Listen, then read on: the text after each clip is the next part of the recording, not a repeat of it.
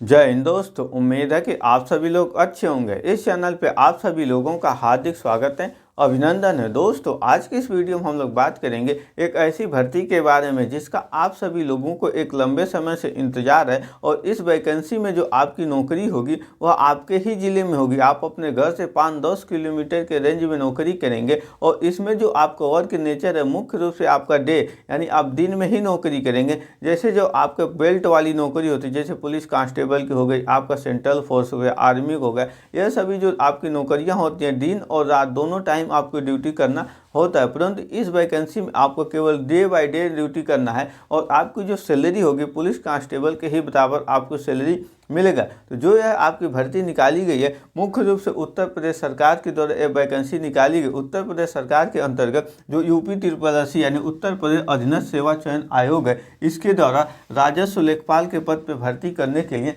आधिकारिक रूप से नोटिफिकेशन जारी किया है, जिसमें टोटल जो आपको वैकेंसी देखने को मिलेगा तो 7,994 रिक्तियाँ हैं। इतने लोगों की उत्तर प्रदेश में राजस्व लेखपाल के पद पर भर्ती किए जाना है, जिसके लिए मेल और फीमेल दोनों कैंडिडेट आवेदन कर सकते हैं। अब हम लोग देखते हैं कि ये जो 7,000 आपकी लगभग 7,000 से अधिक जो वैकेंसी है इसको कैटेगरी वाइज ब्रेक डाउन करते हैं कि किस कैटेगरी में कितने कितने सीट हैं। तो जो जनरल वर्ग के उम्मीदवार हैं उनके लिए 4,165 रिक्तियाँ हैं। वहीं पे EWS के लिए 792 है। जो EWS हैं ये आर्थिक रूप से कमजोर उम्मीदवार हैं जो मुख्य रूप से जनरल कैटेगरी के ही अंतर्गत आते हैं। ऐसे उम्मीदवार जिनकी जो आय है, जो वार्षिक आय है यानी एक साल की जो आय है 8 लाख रुपए से कम है, तो जनरल वर्ग के EWS वर्ग के कैंडिडेट के रूप में आएंगे, जिसके लिए इन्हें आय सर्टिफिकेट बनवाना होता है। वहीं पे जो OBC वर्ग के हैं उनके लिए 1441 सीट है, SC के लिए 1446 सीट है और ठीक इसी प्रकार से ST वर्ग के कैंडिडेट के लिए 150 सीट है। ये तो आपका कैटेगरी वाइज ब्रेकडाउन रहा वैकेंसी। अब इसके लिए जो आपके पास शैक्षिक योग्यता होने चाहिए, अगर आप लेखपाल बनना चाहते हैं तो सबसे पहले आपको कक्षा 12 पास करना होगा। यानी आपकी जो योग्यता है, आप किसी भी विषय से अगर कक्षा 12 पास हैं तो आप इस भर्ती के लिए आवेदन कर सकते हैं। और आपकी जो उम्र है 18 से 40 साल के बीच में होना चाहिए। अगर आप आवेदन करना चाहते हैं तो इसके आधिकारिक वेबसाइट www.upSC.gov.in इस वेबसाइट पर जाकर आवेदन कर सकते हैं। दोस्तों इस भर्ती का जो आपका आधिकारिक नोटिफिकेशन है उसका लिंक आपको डिस्क्रिप्शन में मिल जाएगा, वहां से क्लिक कर नोटिफिकेशन को डाउनलोड कर अन्य जानकारी भी आप सभी लोग प्राप्त कर सकते हैं। अब रही बात, अगर आप कक्षा 12 पास हैं और आपकी उम्र 18 से 40 साल के बीच है और यह लेखपाल की भर्ती आ चुकी है तो इसके आवेदन करते हैं तो कौन से लोग आवेदन कर सकते हैं। इसमें एक आपका कंडीशन है, ऐसे उम्मीदवार जिन्होंने यूपी SSC के द्वारा जो पेट एग्जाम 2025 कराया गया है, यानी जो आपका प्रारंभिक PET जो प्राइमरी एलिजिबिलिटी टेस्ट जो कराया गया, इस परीक्षा में अगर आपने बैठा है यानी आप 2025 की PET परीक्षा में आपने परीक्षा दिया है, उसमें आपने उपस्थित हैं तो आप इस भर्ती के लिए आवेदन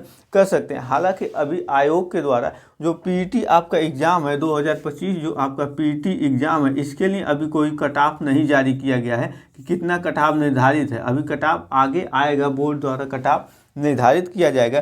परंतु आप अगर PET परीक्षा 2025 में सम्मिलित हुए हैं तो आप इस लेखपाल भर्ती के लिए आवेदन कर सकते हैं। और इसके लिए जो आवेदन की आपकी प्रारंभिक तिथि है तो 29 दिसंबर से ऑनलाइन आवेदन पत्र भरे जाएंगे, इस वेबसाइट पे ओपन हो जाएंगे, यहाँ से आप आवेदन कर सकते हैं। और इसका जो अंतिम तिथि है 28 जनवरी 2026 यानी इतने दिनों तक आवेदन पत्र भरे जाएंगे। अगर आप आवेदन करते हैं तो सभी वर्ग के जो उम्मीदवार हैं, चाहे पुरुष हो चाहे मेल हो चाहे कोई कैटेगरी हो, उन्हें आवेदन शुल्क के रूप में मात्र 25 रुपये जमा करने होंगे। ये तो रही आपकी शैक्षिक योग्यता और आवेदन संबंधी जानकारी है। अगर आपका लेखपाल के पद पर सिलेक्शन हो जाता है तो आपको कितने रुपए पर मंथ सैलरी मिलेगी, तो जो आपका वेतन है उसका जो लेवल है, लेवल 3 की आपकी ये वेतन है, यानी आप लेवल 3 के अंतर्गत भर्ती होंगे। जो वेतन का लेवल, इसमें जो आपकी बेसिक पे है, जो आपका police constable, Uttar Pradesh police constable, जो CRPF जो अर्धसैनिक बल होते हैं, जो आर्मी होते हैं, ऑल इंडिया ओवर जितने भी कांस्टेबल रैंक की भर्ती होती हैं उसमें जो आपका पे बैंड होता है वो लेवल 3 का होता है। और जो बेसिक पे आपको मिलती है 21,700 रुपये आपका बेसिक पे शुरुआती होगा और यह चलेगा 69,100 आपका बेसिक पे है। परंतु इसमें आपको TA DA HRA और अदर अलाउंस से मिलकर आपको पर मंथ जो सैलरी जाएगी लगभग आपको 35,000 रुपये आपकी लेखपाल की फर्स्ट ज्वाइनिंग की पर मंथ की आपकी सैलरी जाएगी।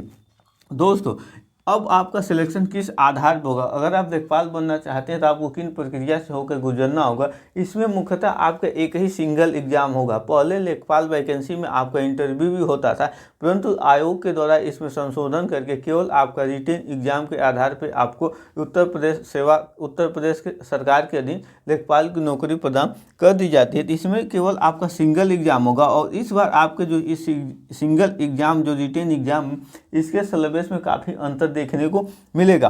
तो इसमें टोटल जो आपको प्रश्न पूछे जाएंगे 100 क्वेश्चन आपसे पूछे जाएंगे, जो आपका ऑब्जेक्टिव टाइप प्रश्न होंगे और इसे हल करने के लिए आपको 2 घंटे का समय दिया जाएगा। और इस परीक्षा में नकारात्मक अंक है, अगर आपने किसी भी प्रश्न का उत्तर गलत दिया 0.25 अंक की आपकी कटौती की जाएगी। ये तो रहा आपका सिलेक्शन प्रोसेस में। अब हम लोग देखते हैं कि जो आपका रिटेन एग्जाम होगा उसमें किस किस विषय से कितने क्वेश्चन आपसे पूछे जाएंगे। दोस्तों, जब आप आवेदन करेंगे 29 तारीख से, अभी आपका जो पीईटी का 2025 का जो पीईटी है इसका कट ऑफ जारी नहीं किया गया है, तो आपका अभी आवेदन शुल्क जमा नहीं होगा। जैसे ही पीईटी का कट ऑफ जारी कर दिया जाएगा उसके बाद आपको पुनः एक बार जाकर इसके आधिकारिक वेबसाइट पे आवेदन शुल्क को, अगर आप कट ऑफ के अंदर आते हैं तब आपको आवेदन शुल्क जमा करने होंगे। अगर आप कट ऑफ के बाहर आते हैं यानी कट ऑफ से ओवर चले जाते हैं तो आपको आवेदन शुल्क जमा नहीं करने होंगे। तो ये आपको ध्यान देता रहना होगा, क्योंकि आयोग के द्वारा इसके लिए अलग से एक नोटिफिकेशन जारी किया जाएगा। तो अब हम लोग देखते हैं कि जो आपका एग्जाम पैटर्न है इसमें किस किस विषय से आपसे क्वेश्चन पूछे जाते हैं।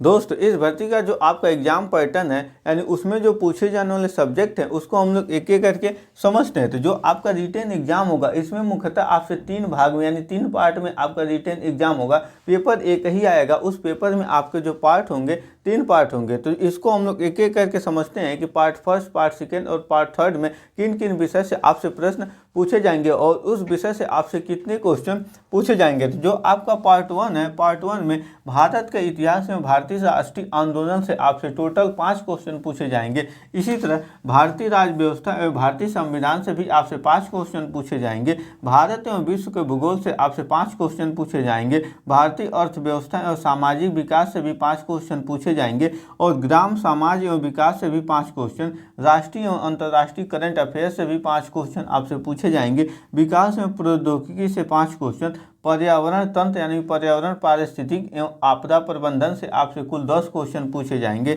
इसी तरह डाटा इंटरप्रिटेशन से आपसे 10 क्वेश्चन पूछे जाएंगे और सामान्य हिंदी से भी आपसे 10 क्वेश्चन पूछे जाएंगे। ये जो आपके टोटल प्रश्न आएंगे पार्ट 1 यानी भाग 1 में आएंगे। और अब जो भाग 2 है, भाग 2 में कंप्यूटर एवं सूचना प्रौद्योगिकी की अवधारणाओं एवं इस क्षेत्र में सामयिक यानी करंट अफेयर, प्रौद्योगिकी विकास एवं नवाचार का ज्ञान से टोटल आपसे 15 क्वेश्चन पूछे जाएंगे। यानी पार्ट 2 में कंप्यूटर से जो आपका करंट अफेयर है, जो कंप्यूटर के क्षेत्र में जैसे आपका एआई आ गया, इन सब सेक्टर में जो नए नए आविष्कार हुए हैं उन सब से संबंधित आपके करंट अफेयर पूछे जाएंगे। और जो पार्ट 3 है इसमें स्पेशली आपका जो उत्तर प्रदेश राज्य यानी उत्तर प्रदेश जो राज्य है इससे संबंधित आपसे सामान्य जानकारी से क्वेश्चन पूछे जाएंगे। यानी स्पेशली यूपी के जीएस से आपसे क्वेश्चन पूछे जाएंगे। इसमें टोटल आपसे 20 क्वेश्चन पूछे जाएंगे। दोस्तों, जो आपका यह रिटेन एग्जाम होगा सिंगल पेपर होगा और उन सिंगल पेपर में आपके ये तीनों पार्ट एक ही परीक्षा में एक ही पेपर में आपके मिल जाएंगे। दोस्तों, ये तो रहे आपके रिटेन एग्जाम का पैटर्न। अगर आपने एनसीसी बी सर्टिफिकेट आपके पास है या आपने प्रादेशिक सेना यानी टीए में 2 साल की सेवा दिया है तो आपको इस भर्ती में कुछ अंकों की छूट मिलेगी, यानी आपको वरीयता मिलेगा। हालांकि अभी नोटिफिकेशन में कितने अंक की वरीयता दी जाएगी इसका डिटेल नहीं दिया गया है, परंतु आपके पास एनसीसी बी सर्टिफिकेट है और आपने प्रादेशिक सेना यानी टेरिटोरियल आर्मी में 2 साल से अधिक की सेवा दिया है तो आपको इस भर्ती में अंतिम चयन सूची में आपको वरीयता मिलेगी। तो जो आपका रिटेन एग्जाम है इसमें क्वालिफाई होने के बाद आपका फाइनल मेरिट लिस्ट बनेगा और उस फाइनल मेरिट लिस्ट में अगर आपका नाम आ जाता है तो आप सभी लोगों को उत्तर प्रदेश सरकार के अधीन यूपी में राजस्व लेखपाल के पद पर परमानेंट सरकारी नौकरी प्रदान कर दी जाएगी। आई होप आप सभी लोगों को आज के वीडियो अच्छे समझ में आया होगा। मिलेंगे इसी तरह की जॉब रिलेटेड नेक्स्ट वीडियो में। जय हिंद।